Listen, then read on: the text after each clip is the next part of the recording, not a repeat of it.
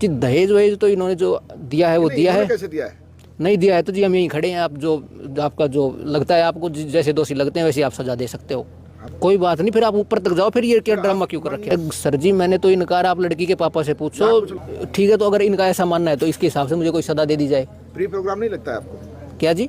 Pre programme नहीं है कि शादी मंडप में फेरे लेने के बाद में फिर इस तरह का तमाशा और ड्रामा करना और फिर कुछ और जो है डिमांड फॉर्च्यूनर, आप फॉर्च्यूनर की डिमांड भी कर रहे हैं? जी मैंने अपने मुँह से कोई फॉर्च्यूनर वॉर्च्यूनर नहीं कही।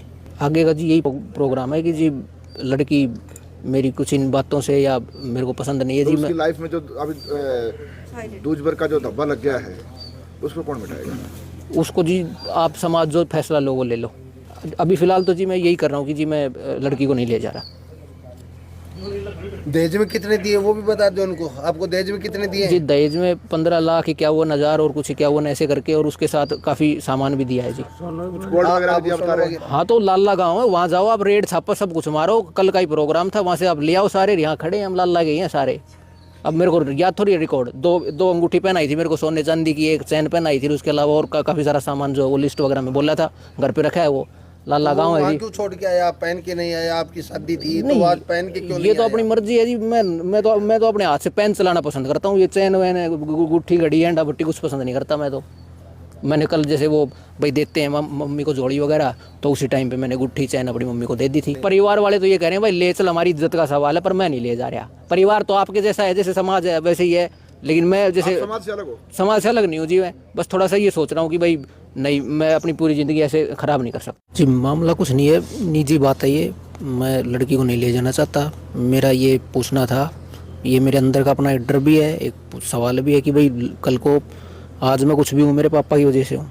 कल मान लो मेरे पापा को कुछ हो जाता है तो जब मैं अपनी जवाबदारी लूँगा तो उसमें मैं मान लो कल मेरे को पशु रखने पड़ गए, भैंस रखता हूँ, गाय रखता हूँ, तो क्या लड़की उसका काम करेगी? अब लड़की का ये कहना है कि मैं नहीं करूँगी, तो उसमें मैंने गुस्से में ये कहा है कि ठीक है नहीं करेगी तो मैं शादी नहीं करनी। और इस तरीके की अगर कोई बात होती है मान लो, तो 1 हफ्ते अगर तूने मेरे काम नहीं करती है तू, तो मैं तेरे को मार दूंगा, ये मैंने बोला। जो एक वो लड़का है उसके साथ मेरी शादी होने वाली थी। 23 तारीख को लगन गया था, तो लगन में जितना मेरी पापा दे सकते थे अपनी हैसियत के हिसाब से उन्होंने दे दिया। लगन में 15,51,000 कैश दिया था और गहने दिए थे, ऐसे कुछ जो भी होता है वो सारी चीज़ें दी थी, कम्बल लोई ऐसे कुछ।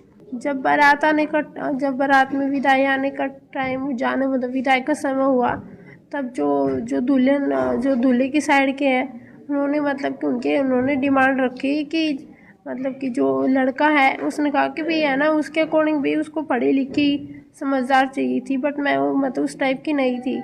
इसलिए उन्होंने कहा कि भी अगर मतलब मुझे तो अगर मतलब है ना फॉर्च्यूनर गाड़ी ही चाहिए। मैंने BA कर रखी है।